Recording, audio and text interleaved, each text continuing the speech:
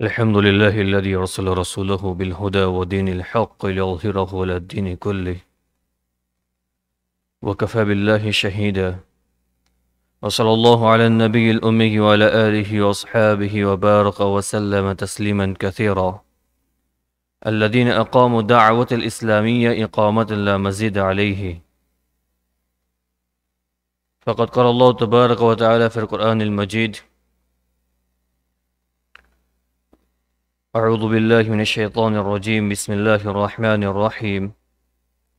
وإذ قال ربك للملائكة إني جاعل في الأرض خليفة قالوا أتجعل فيها من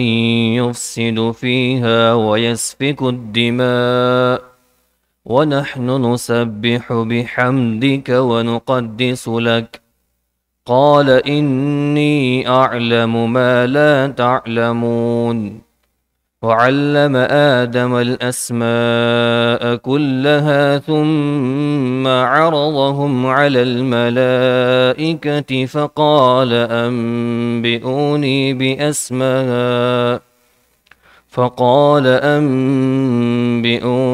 بأسماء هؤلاء إن كنتم صادقين قالوا سبحانك لا علم لنا إلا ما علمتنا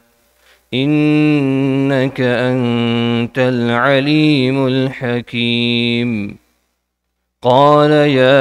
آدم أنبئهم بأسمائهم فلما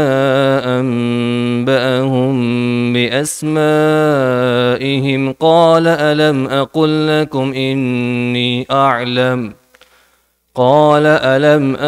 لكم إني أعلم غيب السماوات والأرض وأعلم ما تبدون وما كنتم تكتمون.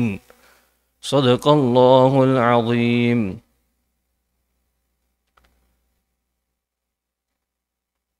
آیت مبارکہ کا ترجمہ یہ ہے: اور اس وقت کا تذکرہ سنو جب تمہارے پروردگار نے فرشتوں سے کہا کہ میں زمین میں ایک خلیفہ بنانے والا ہوں. وہ کہنے لگے کہ آپ زمین میں ایسی مخلوق پیدا کریں گے جو اس میں فساد مچائے اور خون خرابہ کریں،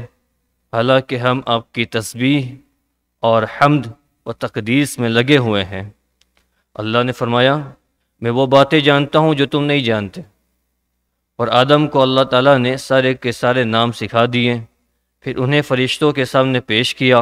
اور ان سے کہا اگر تم سچے ہو تو مجھے ان چیزوں کے نام بتلاؤ. وہ بول اٹھے آپ ہی کی ذات پاک ہے، جو کچھ علم آپ نے ہمیں دیا ہے اس کے سوا ہم کچھ نہیں جانتے. حقیقت میں علم و حکمت کے مالک تو صرف آپ ہیں. اللہ نے کہا آدم تم انہیں ان چیزوں کے نام بتا دو. چنانچہ جب اس نے ان کے نام انہیں بتا دیے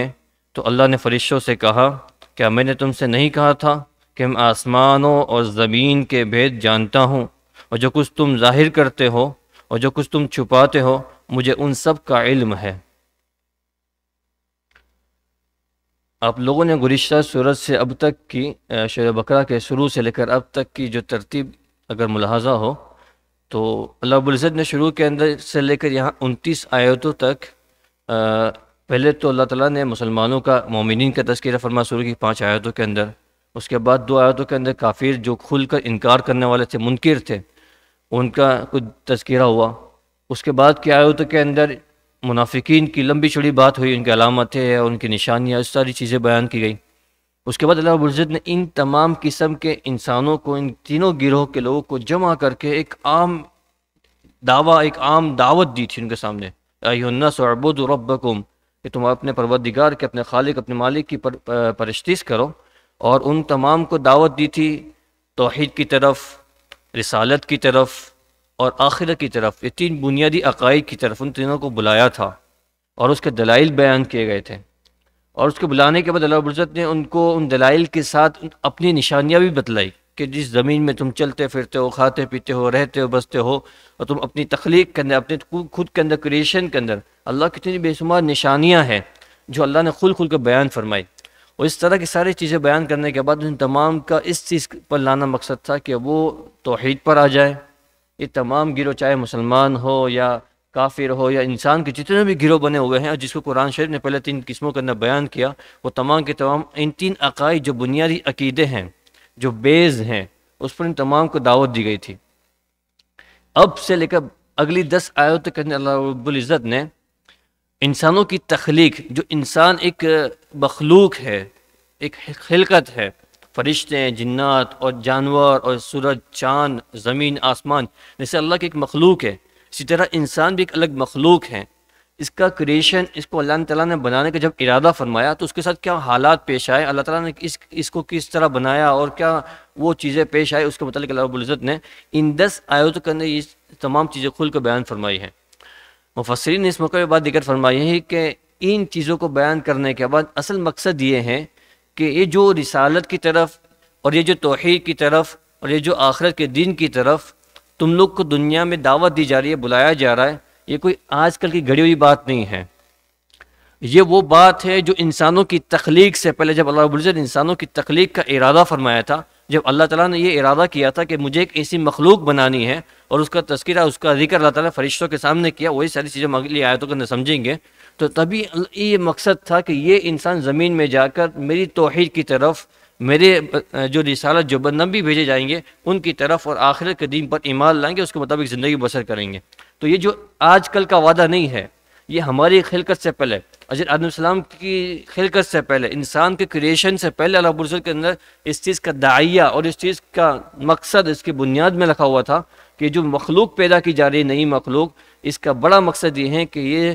پیدا ہونے کے بعد یہ اسی طرف لوٹ کر آئے، اسی طرف لوٹ کر اللہ جو آئے.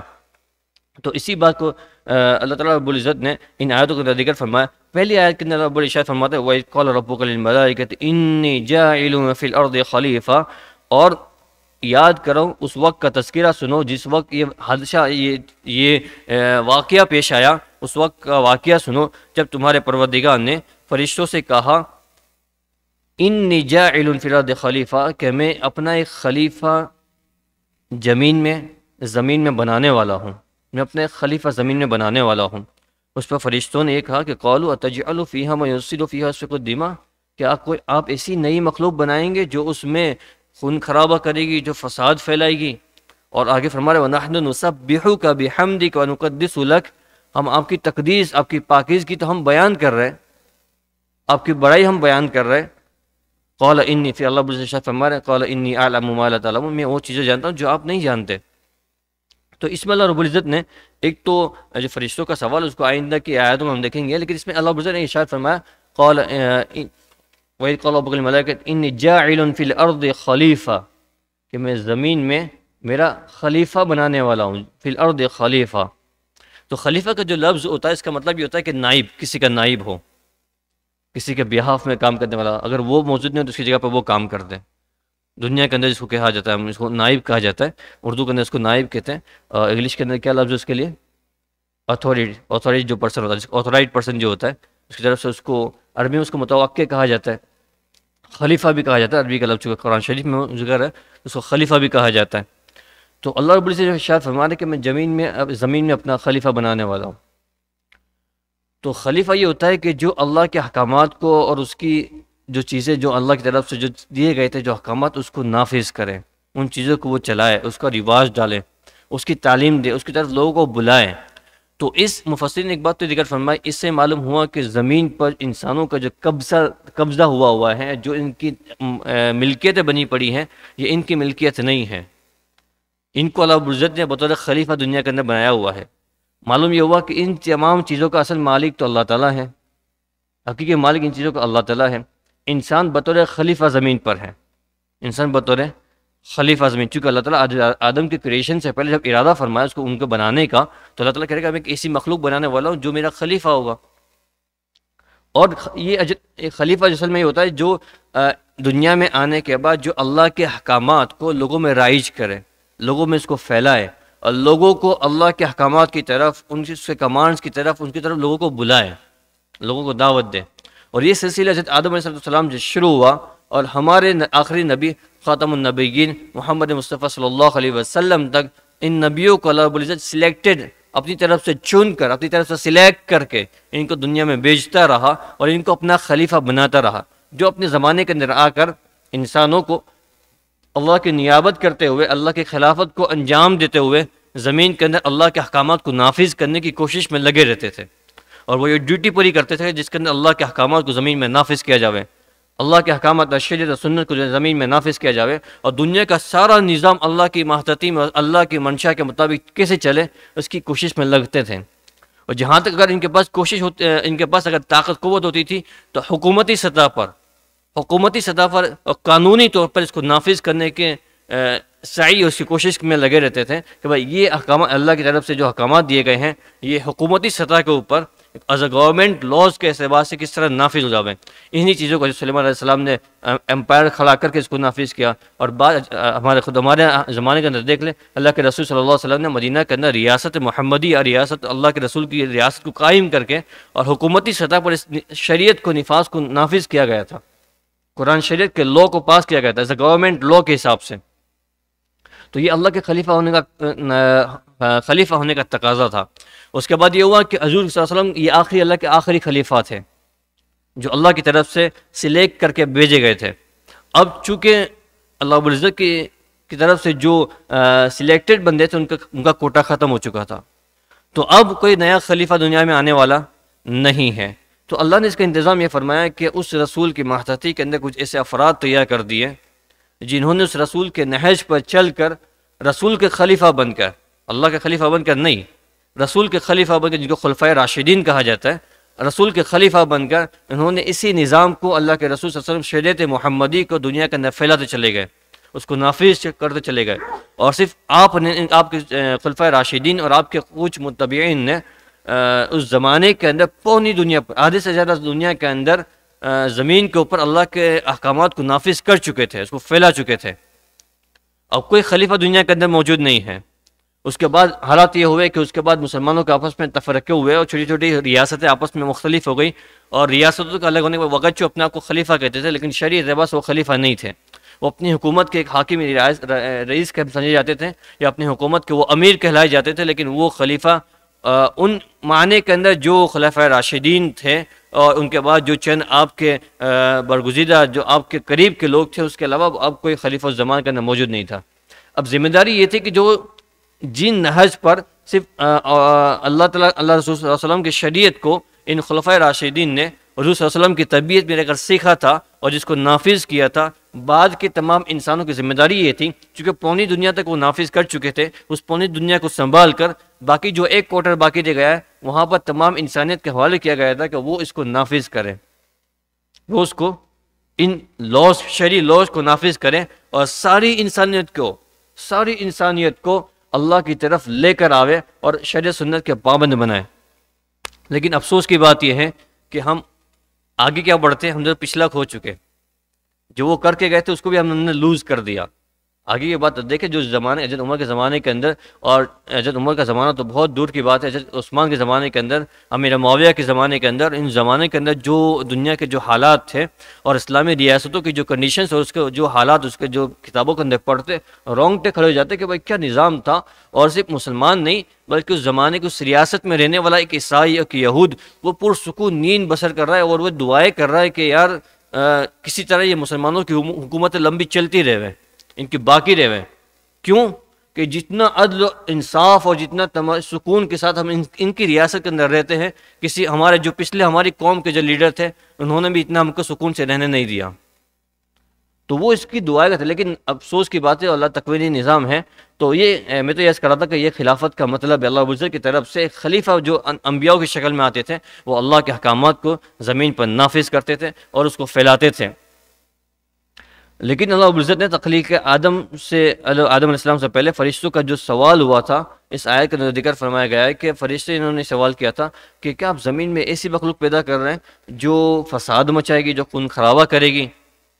تو ایک سوال یہ ہوتا ہے کہ مفسرین اس موقع پہ یہ بات نکل فرمائی ہے کہ ہو سکتا ہے کہ اللہ رب العزت نے جب ان کے سامنے یہ ارادہ ذکر فرمایا کہ میں زمین میں اپنے خلیفہ بنانے والا ہوں، تو اس کے ساتھ کچھ علامتیں بیان کی ہوگی کہ بھائی وہ ایسا ہوگا، اس کی خواہش ایسے ہوں گے، وہ انسان اس فطرت کا ہوگا، وہ انسان اس طرح ہوگا، جو مخلوق بنانے والا اس کی اس سے یہ خصوصیتیں ہوگی، اس کا یہ نقص ہوگا، یہ کمی ہوگی، ہو سکتا ہے کہ یہ بھی بیان کیا ہو۔ اور یہ بھی ہو سکتا ہے کہ فرشتوں نے خود اپنی طرف سے یہ ذہن تصور کر لیا گیا ہو، چونکہ ہم بھی اللہ کے ایک مخلوق ہیں، اور ہماری صفات یہ ہے کہ ہمارے اندر کوئی برائی کا مادہ نہیں ہے، ہم کسی برائی کرنے کی ہمارے اندر طاقت ہی نہیں ہے، ہمارے اندر کوئی برائی کرنے کا کوئی پاور ہی نہیں ہے، ہم ایک ہی چیز پر اڑے ہوئے ہیں کہ ہم جس دین سے پیدا ہوئے ہیں، اور جب تک اللہ ہم کو ہماری جب تک اللہ تعالیٰ چاہے گا تب تک ہم اللہ کی پاکی اور اس کی تحمید بیان کرنے کا لگے ہوئے ہیں۔ تو ہو سکتا ہے کہ جو نئی مخلوق بننے والی ہو، جو ہم سے ڈیفرنٹ ہوگی، ہم سے الگ ہوگی، چونکہ جو ہمارے قسم کی ہوتی ہے ہم کافی ہیں، یہ ہم سے الگ ہوگی، الگ کس اعتبار سے ہوگی کہ ان کے اندر برائی کا مادہ بھی ہوگا، ان کے اندر بری چیزوں کرنے کا ان کے اندر طاقت و پاور بھی اللہ تعالیٰ دیں گے ان کو۔ اس لیے وہ سوال کرے کہ اللہ آپ ایسی مخلوق کو پیدا کر رہے ہیں جو زمین میں فساد مچائیں گے، جو اس میں خون خرابہ کریں گے، چونکہ وہ تو خود کر نہیں سکتے تھے۔ مفسرین نے اس موقع پہ اس کا جواب یہ دیا کہ ہو سکتا ہے کہ فرشتوں کے ذہن کے اندر یہ بات ہو، اس وجہ سے انہوں نے سوال کیا، لیکن اللہ عزت نے فرشتوں کے سوال کے دو جواب دیے اسی آیت کے اندر۔ اللہ عزت نے ایک تو ان کے سوال کا جواب یہ دیا کہ انی اعلم ما لا تعلمون۔ اللہ رب العزت نے ایک سوال کا جواب جو دیا ان کے سوال کا کہ ہم آپ کی پاکی بیان کرنے کے لیے اور آپ کی تحمید کو بیان کرنے کے لیے ہم کافی ہیں، اور اس کے اندر جو ان کا ایک دعویٰ بھی تھا، اس کو ہم آگے ذکر کریں گے وہ کیا دعویٰ تھا، اور اس چیزوں کو انہوں نے جب بیان کیا تو اللہ رب العزت اس کے جو دو جواب دیے، ایک اس کو حکیمانہ جواب کہتے ہیں کہ جو چیزیں میں جانتا ہوں وہ تم نہیں جانتے، ان کی بولتی بند کر دی، سیدھی صاف بات ہے کہ جو چیزیں میں جانتا ہوں وہ آپ نہیں جانتے۔ تو ایک ان کو حکیمانہ جواب دیا، اللہ کی ربوبیت والا جواب دیا، جو ایک حاکم کی شان ہوتی ہے اس اعتبار سے۔ دوسرا اللہ رب العزت نے ان کو عملی تجربہ کر کے دکھلایا۔ آپ کو عالم کی تخلیق پہ، انسان کی تخلیق پہ آپ کو سوال ہوتا ہے اور آپ کو سمجھ میں نہیں آ رہا ہے کہ آپ میں اور ان کے اندر ڈیفرنٹ کیا ہے، یا وہ الگ کس طرح ہوں گے، اور آپ ان پر آپ یہ کہہ رہے ہیں کہ وہ زمین میں فساد مچائیں گے، اس طرح کہیں گے، آپ کا تجربہ کروا دیتے ہیں۔ تو اللہ رب العزت نے ان کا تجربہ کروا کر، اور جو اگلی آیت کے اندر اللہ رب العزت نے ارشاد فرمایا وہ علم آدم الاسماء کلھا، کہ ہم نے آدم علیہ السلام کو تمام چیزوں کے نام سکھلا دیے، چیزوں کے نام حضرت آدم علیہ السلام کو سکھلا دیے، اور چیزوں کے نام سکھلانے کے بعد اب ان کا ایگزام لیا جا رہا تھا۔ ایک بات تو سکھلا دی گئی، جس وقت ان کو سکھلا دیا گیا تھا اس وقت فرشتے بھی وہاں موجود تھے، اور فرشتوں کے سامنے چیزوں ساری باتیں ان کو سکھلائی جا رہی تھی، لیکن حضرت آدم علیہ السلام سے جب سوال کیا گیا اس کے متعلق واپس انہوں نے جواب دے دیا، فرشتے کے جواب دینے سے قاصر رہے، وہ جواب نہیں دے پائے۔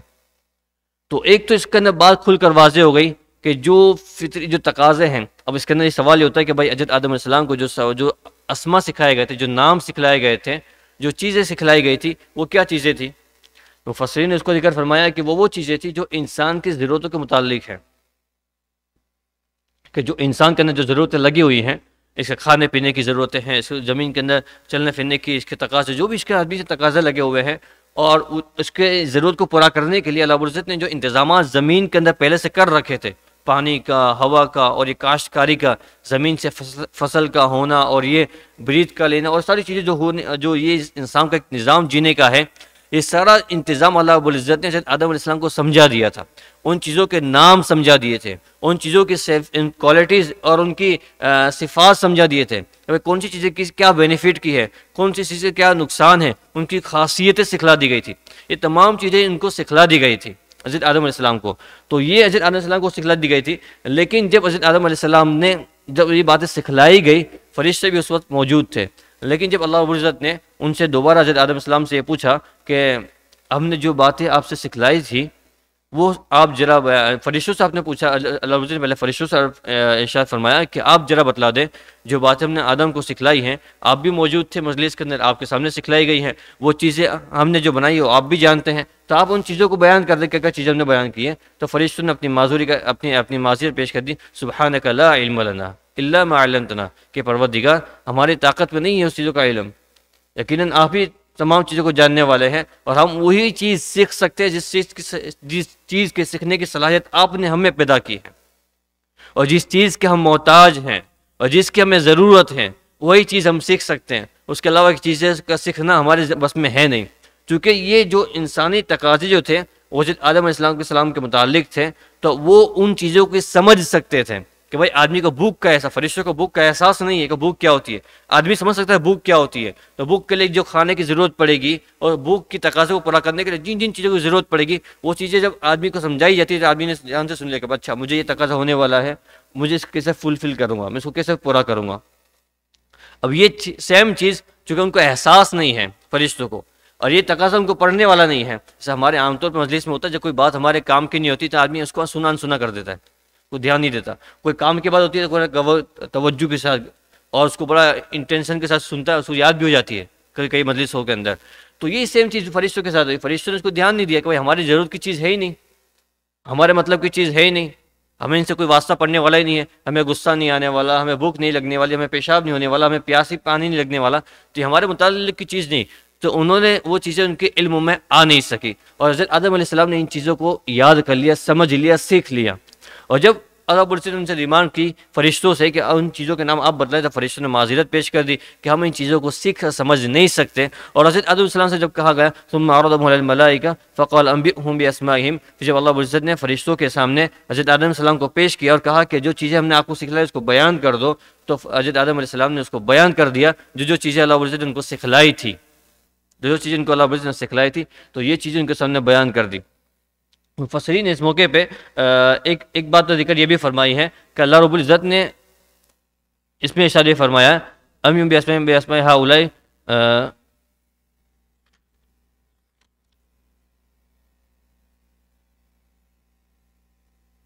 فقال انبئونی باسماء هؤلاء ان کنتم صادقین، اگر تم سچے ہو تو ان ناموں کے نام بتلا دو. جب فرشتوں سے سوال کیا گیا تھا ان کنتم صادقین، تو ان سے یہ کہا گیا تھا کہ اگر تم سچے ہو تو تم اپنے اس ناموں کا اور ان چیزوں کا تذکرہ واپس ہم کو سنا دو.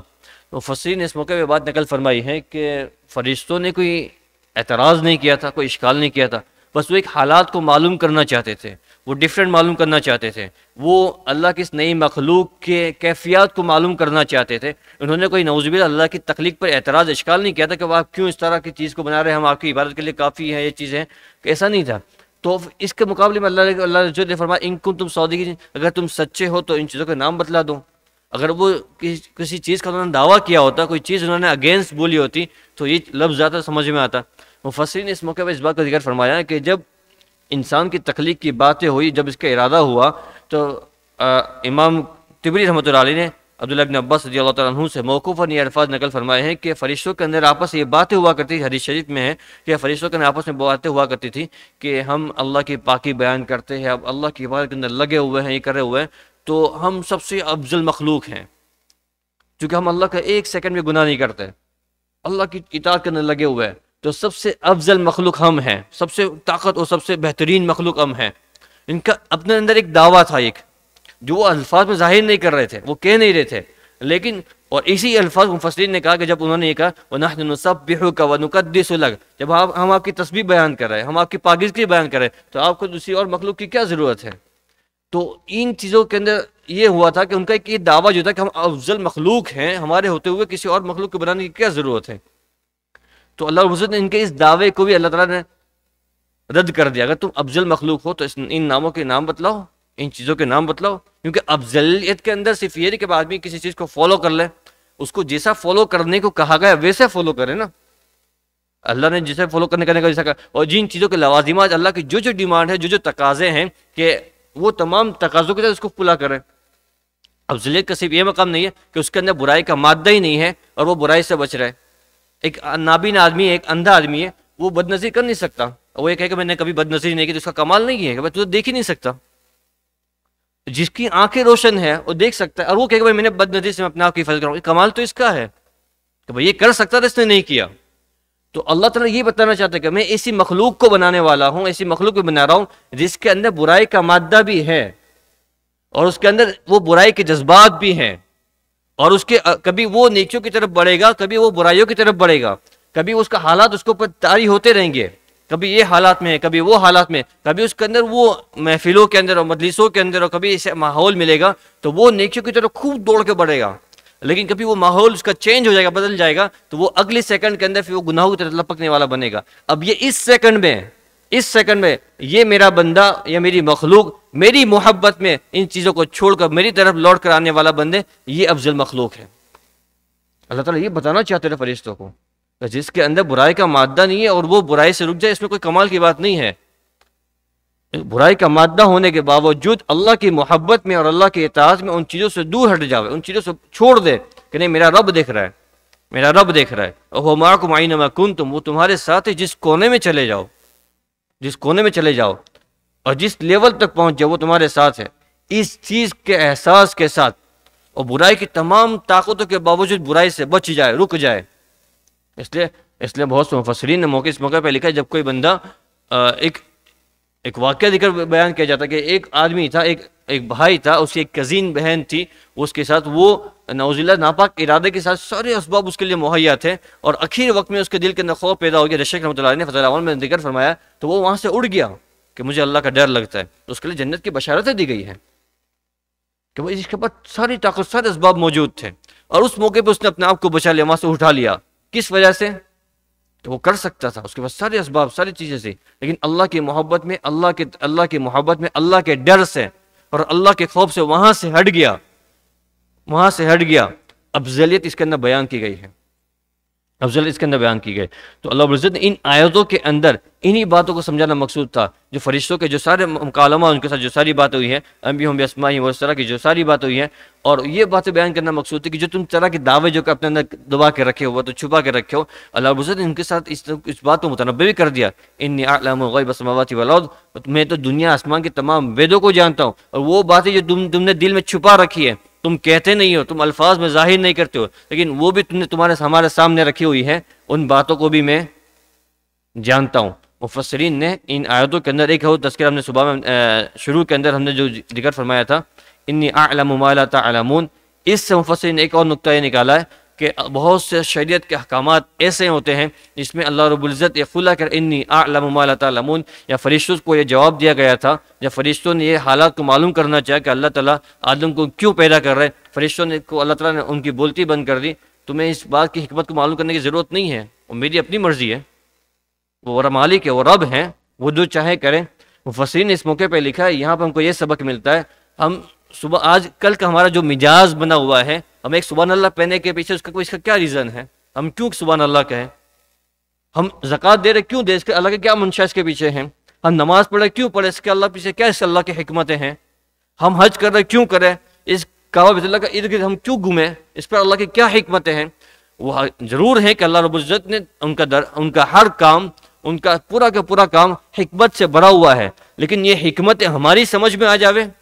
اس دنیا کے اندر جو عقل اللہ نے ہم کو دی ہے وہ عقل سے ہم ادراک کر لیں، اس عقل سے ہم سوچ لیں، یہ پاسبل نہیں ہے۔ اس لیے اللہ رب العزت انی اعلم ما لا تعلمون، بہت سی باتیں ایسی ہوتی ہیں جو انسانوں کی عقل میں آنے والی نہیں ہوتی ہے،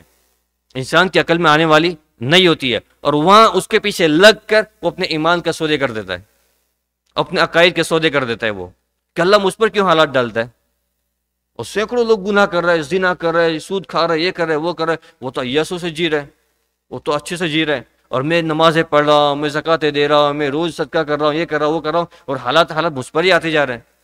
اس کے پیچھے اللہ کی کیا حکمت ہوگی؟ اس کے پیچھے اللہ کی کیا ہوگی؟ اللہ نے ضرور بیان کیا ہوا ہے، لیکن ایک مثال کے طور پر، ایگزام کے طور پر ہے، ان چیزوں کو ہماری سمجھ میں آ جانا۔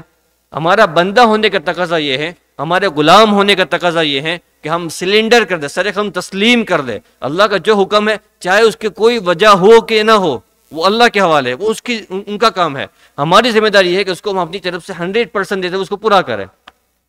یہی بات فرشتوں سے ڈیمانڈ کی گئی، انی اعلم ما لا تعلم، اسی بات سے مفسرین نے ان مسائل کو بیان فرمایا ہے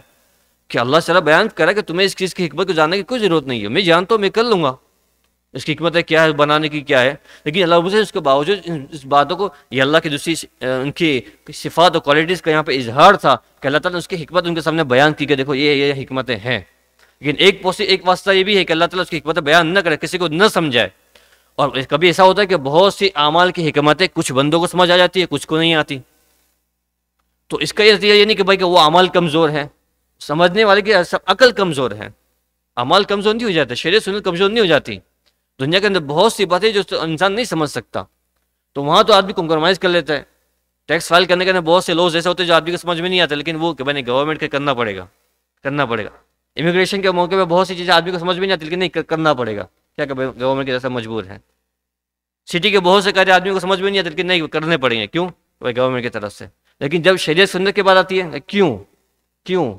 کیوں؟ کیونکہ آپ پہ پنشمنٹ نہیں مل رہی نا ابھی فی الحال. تو یہ جو طریقہ جو تھا یہ بڑا غلط طریقہ ہے. اور یہ آدمی ہمارا نیچر عام تو دنیا کے اندر رہنے کے ساتھ ہمارا یہ نیچر بن چکا ہے. چونکہ ہم دنیا کی چیزوں کے ساتھ ہم شریعت کو ویسے ہی جج کرنے لگے جیسے ہم جیسے دنیا کی چیزوں کو جج کر رہے ہیں. جیسے ہم شریعت کے ساتھ ویسا ہی برتاؤ کر رہے ہیں جیسے ہم دنیا کی چیزوں کے ساتھ برتاؤ کر رہے ہیں. جیسے ان کے ساتھ مائنڈ، ہمارا جو مائنڈ سیٹ ان کے ساتھ جو ہوتا ہے وہی مائنڈ سیٹ لے کے ساتھ ہم قرآن شریف کو پڑھتے ہیں اور حدیثوں کو پڑھتے ہیں اور اعمال کو کرتے ہیں. تو نتیجے کا یہ ہوتا ہے کہ آدمی اپنے ایمان اور اعمال کے سودے کر لیتا ہے. اور جو حدیث ہے نا جو صبح شام آدمی کافر ہو جائے گا، وہ حدیث ہے کہ وہ کوئی آدمی کفر کے الفاظ زبان سے نہیں کہے گا کہ میں نعوذ باللہ میں نے اسلام کو چھوڑ دیا یا میں نے ایمان کو چھوڑ دیا. اس طرح کی چیزوں کے ذریعے کے اندر وہ بھٹک بھٹک کر پھر وہ اس راستوں سے نکل جائے گا. ان راستوں سے وہ اس کو احساس بھی نہیں ہوگا. اس لیے اس بات سے ہمیں ایک تو یہ سبق لینا ہے کہ ہمیں ان آیتوں کے ذریعے سے اللہ کی طرف سے جو کوئی احکام دیا گیا ہو، شریعت کی سنت کی طرف سے، شریعت کی سنت کی طرف سے جو صحیح دلیلوں کے ساتھ جو کوئی بھی حکم دیا گیا ہو، ہم اس کی حکمتوں کے اندر پڑھنے کے بجائے اس کو اپنی طرف سے کس طرح 100% پورا کیا جاوے اس کی کوشش میں لگیں گے. اور دوسری بات یہ کہ اللہ رب العزت نے جو انسانوں کو افضل قرار دیا گیا ہے وہ اس اعتبار سے فرشتوں سے بھی افضل، اشرف المخلوقات اور افضل المخلوقات جو انسانوں کو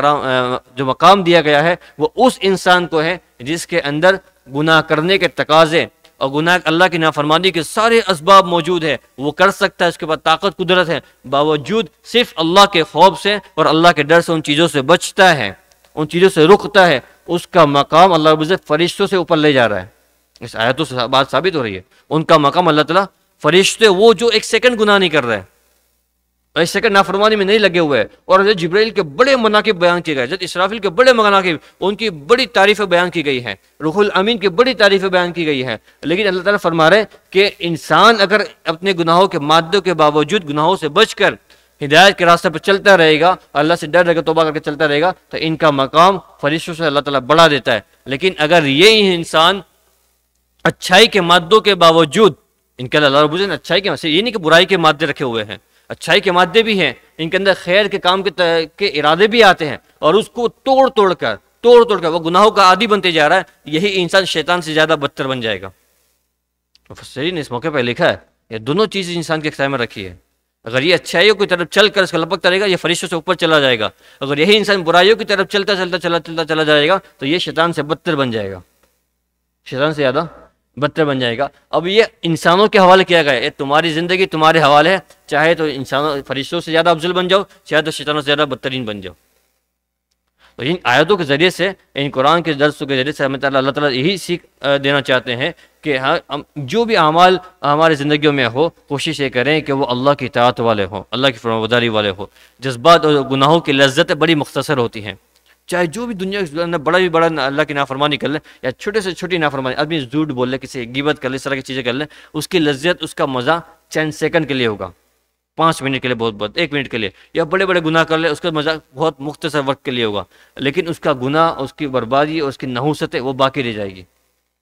اس کی نحوستیں وہ باقی رہ جائے گی. یہ جو دنیا جو اللہ رب العزت نے بنائی ہے نا، اس کے اندر اعمال کی برکتیں ہوتی ہیں، اعمال کے بدلے نہیں ہوتے. اعمال کے بدلے اللہ رب العزت نے آخرت میں رکھے ہیں. کیوں؟ کہ اللہ بہت بڑا ہے اور اس کی طرف سے ملنے والا بدلہ بہت بڑا ہے. ایک چھوٹی سی دنیا جس سے بڑا سورج ہے، جس سے بڑی گلیکسیز ہے، جس سے بڑا آسمان ہے، اور آسمان اس سے اللہ رب العزت نے بڑے بڑے بدلے رکھے ہیں. اس چھوٹی سی دنیا کے اندر وہ بڑا بدلہ آ نہیں سکتا، وہ سما نہیں سکتا. اور آدمی اس چھوٹے سے جسم کے ساتھ، اس چھوٹی سی اس کی طاقت، اس کے پاور کے ساتھ، اللہ کے اس بدلے کے ساتھ وہ اس کو بینیفٹ نہیں اٹھا سکتا. تو اللہ تعالیٰ نے نیک اعمال کی برکتیں رکھی ہیں کہ نماز پڑھنے پر اس کی روزی آسان کر دی جاتی ہے، اور اس کے چہرے پہ نور بڑھا دیا جاتا ہے. سچائی کے ساتھ اس کو رہنے سے اللہ تعالیٰ اس کی شہادت دیتے ہیں، اور اس کے اوپر چہرے کے اوپر چہری پیشانی کی طرح چمکتی ہے. اور اس طرح کی جو باتیں جو اعمال کی بیان کی گئی ہیں، وہ یہ اعمال کی برکتیں ہیں، بدلے نہیں ہیں. بدلہ آخرت میں ملے گا. اسی طرح برے اعمال کی نحوستیں ہیں، اس کے عذابات دنیا میں نہیں ہیں، عذاب تو آخرت میں ہوگا. کیونکہ وہ اللہ کے بڑے عذاب، اللہ کی شان بڑی، اتنی بڑی بڑی مخلوق کو بنانے والا اللہ ہے، اور جو دنیا کے اندر چھوٹی سی، اس کے سامنے دنیا بڑی چھوٹی ہے. یہ تو سائنٹیفکلی میں اپروڈ ہے نا کہ تمہاری زمین تو بڑی چھوٹی ہے، آسمان اس سے بڑا ہوا ہے، اور ستارے کہیں اس سے زیادہ بڑے بڑے بڑے ہیں. تو اللہ تو ان تمام سے بڑا ہوا ہے، اور اللہ ہی چیزوں کو بنانے والا ہے، تو اس کا بدلہ کتنا بڑا ہوگا. تو وہ اللہ اس دنیا کے اندر انسان کو بدلہ نہیں دے سکتا، اور انسان اس کے بدلے کا وہ مستحق اور وہ اس کو برداشت بھی نہیں کر سکتا. تو یا تو نیک اعمال کی برکتیں ہوگی یا برے اعمال کے نحوستیں ہوگی جو اس کو برباد کرتی لیتی چلی جائے گی. اللہ تعالیٰ کہنے سے جیسے عمل کی توفیق عطا فرمائے. یہ وہ باتیں ہیں جس کو ہماری زندگی سے اگر آدمی دستور العمل بنا لے، اس کو سامنے رکھ کے زندگی گزارے، تو اس کی زندگی بڑی پرسکون اور اطمینان کے ساتھ بڑی آسانی کے ساتھ گزر چلی جاتی ہے. مختلف قسم کے اور وقتی طور پر حالات آئیں گے، چلے جائیں گے، لیکن آدمی گنہگاروں کی فہرست میں نہیں آئے گا، نافرمانوں کی فہرست میں نہیں آئے گا. ان حالات کے اندر، ان آزمائشوں کے اندر آدمی آ کر اگر ایک قدم بھی غلط سلط کر دیا اور توبہ نہیں کی، اس پر استغفار نہیں کیا، اللہ کی طرف سے معافی نہیں ملی، تو نافرمانوں کی فہرست کے اندر لگا رہے گا. وہ نافرمانوں کی فہرست کے اندر لکھا رہے گا، اور وہ سارے آدمی کی پھر اللہ کے یہاں بڑی پکڑے اور اس کی ساری بڑی مصلیتیں ہو جائے گی. اللہ تعالیٰ کہنے سے جیسا عمل کی توفیق عطا فرمائے. وآخر دعوانا الحمد للہ رب العالمین. سبحانک لا علم لنا الا ما علمتنا انک علیم الحکیم. رب اشرح لي صدري ويسر لي امري واحلل عقدة من لساني يفقهوا قولي. امین برحمتک یا ارحم الراحمین.